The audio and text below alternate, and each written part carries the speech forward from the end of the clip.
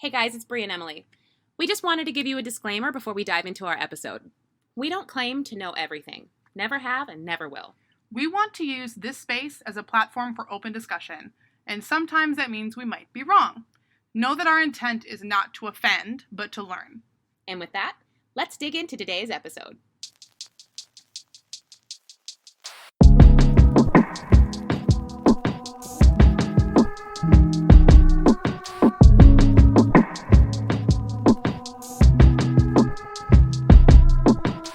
Mixed Messages is a podcast by Brie Graham and Emily Madigan, two mixed women trying to navigate the complexities of living between multiple communities in these divided times.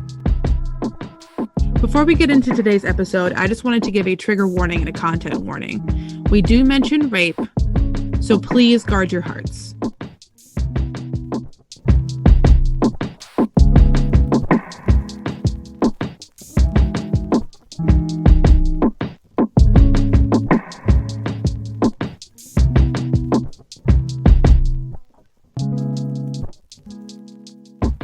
Hey, friend. Hey, baby. How you doing? How are you? I'm really glad that we're always on the same page. Always on the same page. I'm doing okay. How are you? You know, I'm living. So one of the things that I think we both think is a really important topic to talk about is the topic of colorism. Colorism is something that comes up in our journey as biracial mixed race people. And I think the best way to start this conversation is to introduce the story of Sally Hemings. So listen here, I've got a doozy. Sally Hemings was born into slavery in 1773. The year she was born was also the year that she was given away alongside her family and the other slaves at the Forest Plantation. Her owner, John Wales, who was also her father, more on that in a bit, died that same year, and as an inheritance, gave all 135 of his slaves to his son-in-law, Thomas Jefferson. Quick side note, there is conflicting information on the years here and how old she was at the time that she was given to Jefferson. Thomas Jefferson was married to John Wales's daughter, Martha, which means that some of the slaves that they inherited, including Sally, were Martha Jefferson's half-siblings. Wait, her dad owned her? Oh, yeah. This is unfortunately not unusual. As you know, enslaved women did not have any autonomy, so Sally came from a long line of enslaved women who were forced to be concubines to their masters and rapists. Now, a concubine means a woman who is a mistress to a man with a wife, or to a man who cannot be married to her because of a difference in social status. In Sally's lifetime, it meant a woman who had sexual contact with a man to whom she was not married. So, Sally's grandmother had been taken from Africa as a slave and was given to a man named John Hemings, who was an English sea captain, as a bed partner. Apparently, in those days, when you had guests, you not only fed them and entertained them, maybe a round of drinks, some music, but you also gave them bed partners, which is exactly as it sounds. Instead of an extra pillow or a nightcap, you are given a woman who was stolen from her land, forced into slavery, and forced to endure physical, mental, and emotional trauma beyond anything imaginable. And you were given her to rape. That's... I have no words. I know, man. I know. That encounter, or rape, resulted in Betty Hemings, Sally's mother. Betty became a slave to John Wales, lots of Johns in this story, and became his concubine after he became a widower 3 times. Betty Hemings had 6 children by John, and the youngest was Sally. Now, there are no pictures or paintings of Sally, so it is hard to know exactly what she looked like. What we do know is that Sally was a slave who was 3/4 European and was described as having long flowing hair down her back. So, chances are she was even lighter than me, and I'm pretty thin light. I think it's super important to recognize and discuss her lineage and what her appearance may have been in order to understand not only the extraordinary privileges she was given in the realm of slavery, but also modern discussions of colorism and privilege. In 1787, Sally was sent with Mary Jefferson to be her maidservant as she visited Thomas in Paris. Thomas had been in Paris since 1784 to be the new ambassador to France and had actually brought Sally's older brother James along with him, While Sally was in Paris, something like 2.5 years, Jefferson took a liking to her. Rumors from the slaves at Monticello were that on his wife's deathbed in 82, he had promised her that he would never remarry, but that did not stop him from having sexual relations with this teenage slave. From what I can tell, he tried to convince Sally to come back to America with him, which she refused to do. How did she have a choice? Because in France, she was a free woman by law. Now, I tried to do some research on how this could have worked since France didn't abolish slavery until 1794 and then again in 1848 for reasons I won't go into. Maybe because she was an American slave residing in France, she was automatically free outside of the colonies, or maybe slavery was deemed a no-no, but legislation hadn't been solidified yet. I'm not sure. But if that was the case, why didn't she just tell Jefferson to go home and leave her to her peace? I mean, I suppose she was a teenager who was born into slavery, so the chances of her feeling like she had any leg to stand on are slim to none. But she had already told him no at least once. So Jefferson tried a different approach. He promised her extraordinary privileges and pledged to free her children when they turned 21. This would sound like a great deal to anyone who has been denied basic human rights since before they were born. But keep in mind, she was a free woman in Paris. And as a woman who was rumored to look almost white, she could have easily disappeared into white French society and been done with it. Her and her unborn child, fathered by Thomas Jefferson himself. Obviously, no one really knows what made her decide to acquiesce to Jefferson's wishes. However, we can speculate. Sally, besides having the privilege of being 3/4 European and potentially white passing, she had another set of privileges that was uncommon for slaves at any time. She still had her whole family with her. Not in France, but back home in Monticello.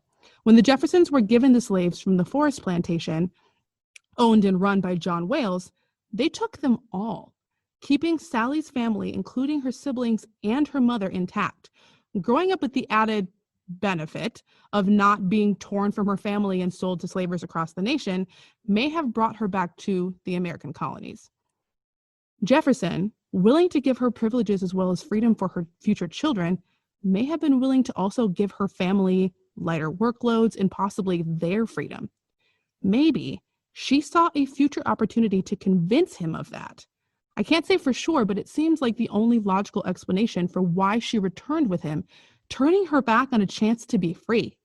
Jefferson didn't promise her her freedom, just that of her future children, which brings me to think that he probably had plans already to continue to use her as his concubine if he was planning for her future children, which makes me want to vomit, but I digress. There is another angle. Though I hate to even give the slave and master relationships were complicated group any kind of clout, Sally was given experiences that many young women, especially slaves, could only dream about while she was in France. She received training and possibly some form of education in France. She was paid for her work, not as much as French servants, but by law she was required to be paid. She may even have had space of her own from time to time, experienced boarding school with one of the Jefferson girls, and even gone to social functions with them as well as their ladies' maid. Thomas Jefferson would buy her clothes to wear to these functions, allegedly, or he was just buying them to dote on her. So maybe there is some validity in wondering if this teenager living in a place like France, away from home in the place that reminds her of the injustices her and her family face on a daily basis, maybe she saw a different side of Jefferson. Falling for your captor is very common in way less alluring settings. So this is not as far out as I originally was triggered into thinking. However, like many people point out, as a woman who is owned, she isn't actually able to give consent to what Jefferson may or may not decide to do with her. So whether or not she had feelings for him, and that's part of the reason she came back, everything about the situation is messed up, period. Anyway, shortly after returning with the Jeffersons to America, she gave birth to her first child, fathered by Thomas. The child unfortunately did not live long after birth. The privileged duties that were given to Sally upon her returning included taking care of the children, housework and sewing, and taking care of Thomas's chamber. Some of the children she looked after were 4 of her own, all fathered by Jefferson, 3 boys and 1 girl: Beverly, Harriet, Madison, and Eston. Jefferson obviously did not show them any fatherly affection. At the time his children with Sally were being born and growing up, Jefferson's relationship with Sally had been made public by a political rival. Though he never denied it, he was able to have his cake and eat it too. It was not a secret that he had children with Sally. To quote Mary Boykin Chestnut of South Carolina circa 1861, "The mulattoes one sees in every family exactly resemble the white children. And every lady tells you who is the father of all the mulatto children in everybody's household, but those in her own she seems to think dropped from the clouds." End quote. Jefferson's rivals were not attacking his sexual relationship with a slave girl because it was a common affair. Instead, they were attacking his treatment of her. He, apparently, treated her with respect in their eyes. So, as long as he didn't marry Sally or show any affection toward his children, he could continue to have the benefit of a relationship with a woman that he probably did care for in some way, but he didn't have to answer to her or her family, and he didn't have to take care of her like he did with a wife, leaving him open to continue to pursue his political career and serve as president for 2 terms. So by this point in time, the English common law that had been carried into the colonies that stated that all children were to take their father's name and status had been revoked and replaced in 1662 by partus sequitur ventrum, which means that which is brought forth follows the belly or womb. The English common law that had been in place before 1662 was in place to force the fathers to acknowledge illegitimate children and to take responsibility for them by giving the mother support and not putting extra strain on the community to take care of and support the children that they were trying to hide. So, side story, an enslaved woman by the name of Elizabeth Key, who was mothered by a slave and fathered by a slaver, sued the Virginia courts for her status as an Englishwoman and her freedom. Her white slaver father had acknowledged her, had had her baptized as a Christian, which were 2 stipulations to being considered protected under English common law, and then had her indentured, meaning she was forced into paid servitude or better treatment for a specified period of time as opposed to being enslaved. Once her slaver father died, her indentured servitude was passed to other slavers. They decided to hold her to her contract past her legal date of freedom. So she sued. And she won her freedom and that of her son on July 21st, 1656. Hey! So the law that allowed this enslaved woman to find her way through the cracks in the system that was never made for anyone but white men was changed in 1662 to give children the status of their mothers, effectively freeing slavers of having to take any responsibility for the children they fathered from raping their slaves and giving them the ability to then own and sell their own enslaved children. So, Sally, her children, her siblings, and her whole family were slaves that would be doomed to stay slaves due in part to this law. Now, the fact that at one point Sally and her family, all of them fathered by white men, may have been able to be free due to the privilege of their white lineage is not lost on me and should not be lost on any of us. The crazy thing to me, mostly because I have a really hard time associating humanity or an ounce of human decency to anyone who owned slaves, Thomas Jefferson actually kept his promise to Sally. What? Really? Jefferson? Yes. Jefferson owned over 600 slaves in his lifetime. He only freed 7 and let 3 others leave Monticello. All of them were members of the extended Hemings family, and 4 of them were his own children. Sally technically was not one of them. She was never fully freed, not even in his will. She was given her time by Jefferson's daughter after he died, but was never officially freed. I guess I just don't understand how Sally was never freed, but her children were. But okay. Yeah, I guess he just wanted to keep his girl close. In 1822, Beverly and Harriet Hemings were allowed to leave Monticello, and they both passed into white society, denying their family lineage on all sides. Sally and her sons, Madison and Eston, lived together in Charlottesville for a few years and are listed as free white people in the 1830 census. However, 3 years later, following the Nat Turner Rebellion of 1831, Sally described herself as a free mulatto in the census. Sally stayed in Charlottesville until she died at age 62. There is no record of where she was buried. Madison, when he was old enough to choose for himself, stayed with the Black community and settled in Ohio. Eston was in Ohio, living as a Black man, but then moved to Wisconsin in 1852 and changed his surname to Jefferson, passing into white society. Oh. For years, many founding father enthusiasts, we'll call them, fought to discredit the idea that Jefferson had mixed-race children with his slave, Sally Hemings. It wasn't until DNA testing showed that a man had a matching Y chromosome to Jefferson. Without going into too much detail about chromosomes, most of the Y chromosome is passed on to male offspring without combining with the X chromosome in a process called genetic recombination. Because most of it does not recombine, it is a genetic marker for all of the other males in their lineage. Eston Hemings's Eston Hemings's great-great-grandson's Y chromosome was tested, and it was a genetic match to the Jefferson lineage. And the only sons that Jefferson fathered were with Sally Hemings. Sally's story is a powerful one. It's unique for sure. It's a story that I think needs to be discussed and examined, but not romanticized. So many people in this country, historian or layman, talk about Thomas Jefferson with reverence. And as more people learn about Sally and her proximity to Jefferson, they start to revere her too. She was, and I quote, an enslaved woman who, at the age of 16, negotiated with one of the most powerful men in the nation to improve her own condition and achieve freedom for her children, end quote. But what we have to look at, alongside her strength and perseverance, is her proximity to whiteness. Being 3/4 European, she was closer to whiteness than we are. I also think that ignoring the fact that she had the option to assimilate into whiteness once she was allowed to leave Monticello is detrimental to understanding the nuances of her story. Would her story have been the same if she was dark-skinned? We may never know. So much of the oral traditions and stories passed on by slaves have been discounted by historians of the past and present, erasing much of what those who had it the worst had to endure.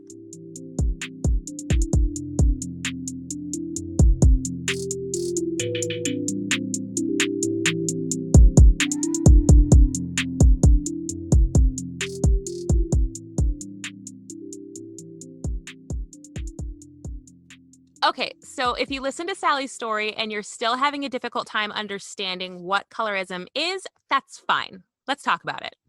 So, colorism itself is a new term. Like, it's so new that it's not even in the dictionary.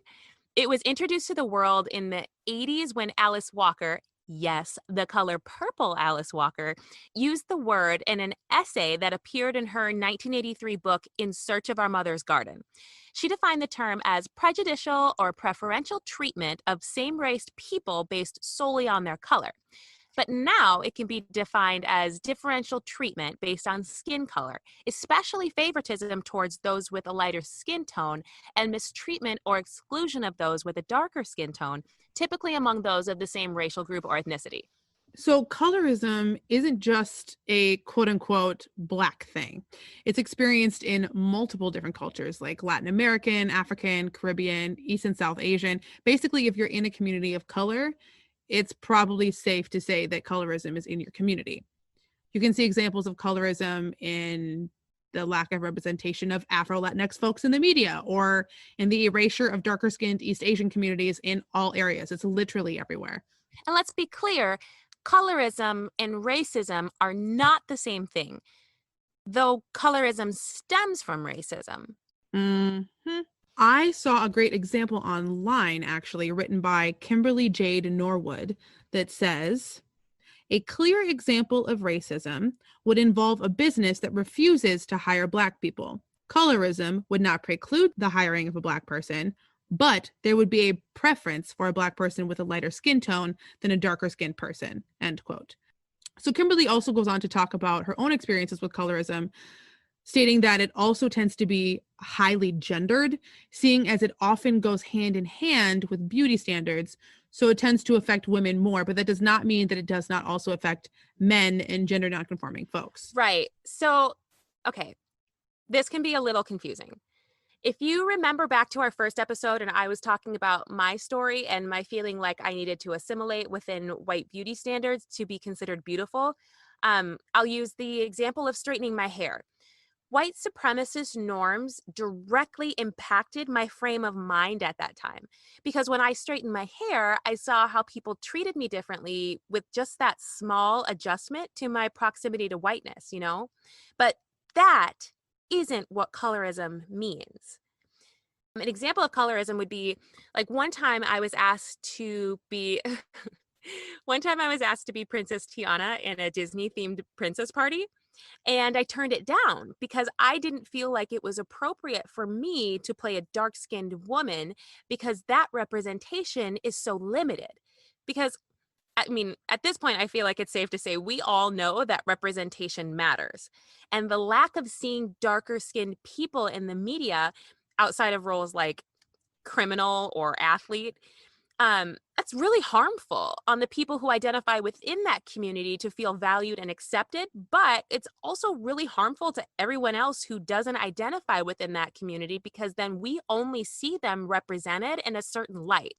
It's really any time that a light-skinned actor is asked to play a dark-skinned person, like Zoe Saldana playing the legendary singer and activist Nina Simone. Yeah, I still can't believe that they asked her to do that and that she did it. Another example was is I was asked to audition for a play about Sister Rosetta Tharpe and Marie Knight. And I was asked to audition for Marie, and I ended up turning it down because I had to remind them that if I, being super, super light, were to try to enter certain venues back then, I would more than likely have been allowed in. Like I would have been able to occupy spaces that Marie and Rosetta probably would not have been allowed to perform in. It is therefore not my story to tell. And that stems from the old paper bag test, where certain establishments wouldn't hire you, consider hiring you, or even let you on the property if your skin wasn't as light or lighter than a brown paper bag. And that comes from the separation of house slaves and field slaves on the plantations, giving lighter skinned slaves lighter workloads and housework, and keeping the darker skinned slaves doing the heavier labor in the fields, and often with harsher punishments. Which brings us back to Sally's story. So yes, Sally was a slave, but her having lighter skin put her in the house with a lighter workload and physical closeness to Jefferson and his family. So she had familiarity and opportunity. They saw her every day. She was a part of their everyday life, allowing her the opportunity to get close to the Jeffersons and therefore establish relationships that would then benefit her and her family in the future. Society often accepts the familiar, and the familiar is white beauty standards. So those of us with lighter skin are often seen as more acceptable because we reflect part of their whiteness back to them, which is why it is so important to have positive representation of darker skinned people in all areas of our collective culture. Because normalizing Blackness, celebrating Blackness, and showcasing Blackness brings awareness of the humanity of Blackness. Mm-hmm. But that brings up a thought.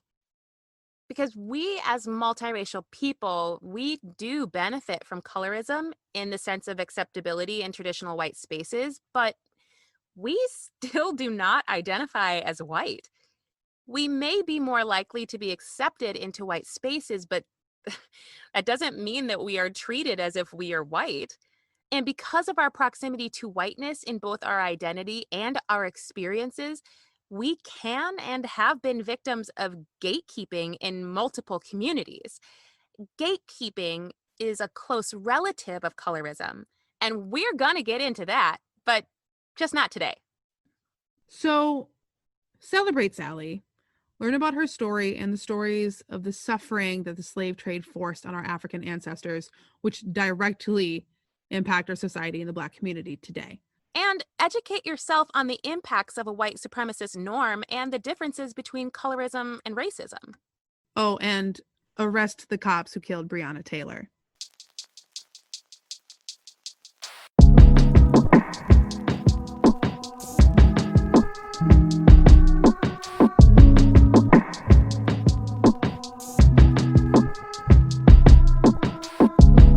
Thank you so much for listening to our episode today. If you are excited about our content, give us a review. Be sure to follow us on social media at Mixed Message Pod And check out our website at mixedmessagespod.com.